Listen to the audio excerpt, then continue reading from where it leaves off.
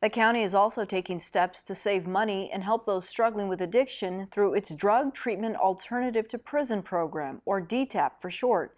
Just as it sounds, DTAP lets defendants with drug-related charges avoid incarceration and enroll in treatment instead. At the Pima County Attorney's Office, we learn more about the program's impact from Chief Deputy Attorney Amelia Kramer. Well, County Attorney Barbara Lawal has been a visionary in Arizona and is at the forefront of offering treatment instead of prosecution, or if we have to prosecute, instead of jail or prison. And she's helped create a continuum of interventions at each step along the criminal justice process where there's always an off-ramp to treatment. Tell me about the steps, because there are several.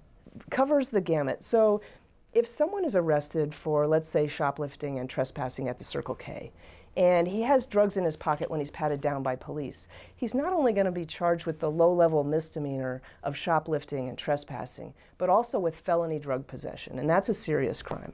And so one of the things that we have now is the Tucson Police Department, with the blessing of our county attorney, offers deflection.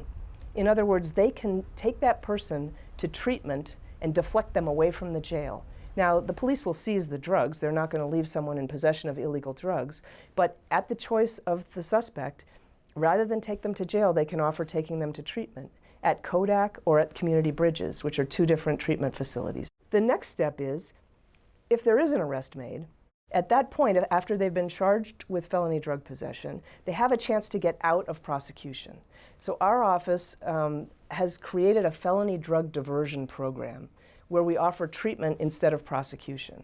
And once again, if the participant succeeds, the charges are dismissed and they never have a felony conviction and avoid all of the collateral negative consequences that come along with that. If they happen to fail and they're now going to be prosecuted, when they're convicted under Arizona law, first and second time felony drug possession entitles the person to probation. They will not be sent to prison, which is a good thing. And while they're on probation, our Pima County Probation Department, under the Superior Court, offers the chance for the person to enter into a drug court where they get treatment and wraparound services and assistance to succeed on probation. If unfortunately they fail that twice, now they would be normally sent to prison in any other county. But our county attorney, Barbara Lawal, back in 2011, created what's called the Drug Treatment Alternative to Prison program. So the individual will have the felony conviction, but he or she has the chance to avoid prison by going to treatment instead. And we have a significant rolling success rate of 65 to 70% at any given time in that program. We've reduced recidivism and turned it on its head. It costs less than half the cost of prison. And we're saving not only the defendant's life, but the lives of their children and their elderly parents and others that they can be there to care for in the community. You're using words like chances, therapeutic, treatment. Why go through all these measures?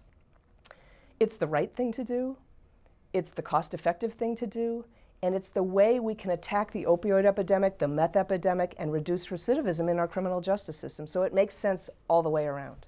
You mentioned the opioid epidemic. How has this impacted the caseload? Well, in Pima County, we have two epidemics. We have both an opioid epidemic and a methamphetamine epidemic.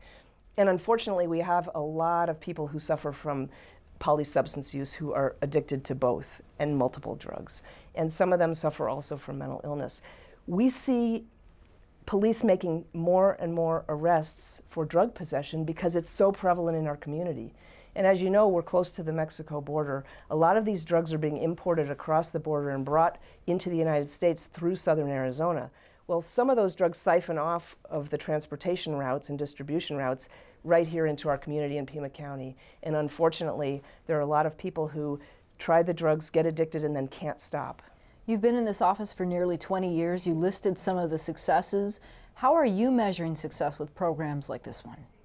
Well, number one, lives saved. You know, when I go to the DTAP and drug court graduation ceremonies, I'm almost always in tears of gratitude to hear the success stories of these individuals who are grateful they got arrested and into the system because it saved their life. So we also are saving others in the community from the victimization that occurs sometimes when people are addicted to drugs. We know from some of our graduates of the DTAP program who never were arrested for burglaries that they committed many, dozens, in some cases hundreds of burglaries and just never got caught.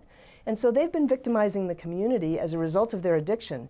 Now that they're clean and sober, They have jobs. One of our earliest graduates is a manager at his company, paying taxes and no longer victimizing members of the community. So we think it's a win all the way around. Diversion programs across Arizona could get a boost from the state. At the legislature, House lawmakers unanimously passed a bill that would give the Arizona Criminal Justice Commission $11.2 million annually for the next 3 spending years. The commission would then allocate those funds to each county attorney's office, with Pima County receiving more than $2 million per year. The bill is now in the Senate.